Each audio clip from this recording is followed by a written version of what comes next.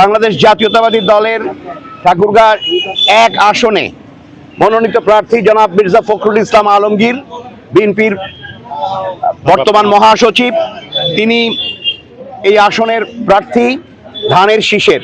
তার পক্ষে আমাদের ঠাকুরগাঁ গভর্নমেন্ট বয়েজ হাই স্কুলের, তিনি যেহেতু ঠাকুরগাঁ গভর্নমেন্ট বয়েজ হাই স্কুলের ছাত্র ছিলেন, ঠাকুরগাঁ গভর্নমেন্ট বয়েজ হাই স্কুলের 79 এবং 78 ব্যাচের সকল ছাত্ররা এখানে উপস্থিত হয়েছেন এবং তারা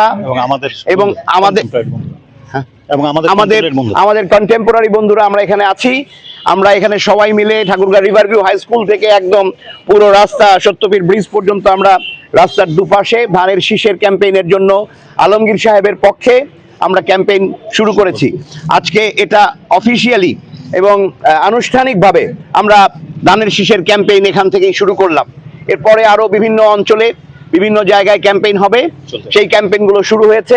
আমাদের আনুষ্ঠানিকভাবে আমরা এখানে আজকে সকাল বেলা দুপুর 12টার মধ্যে শুরু করেছি।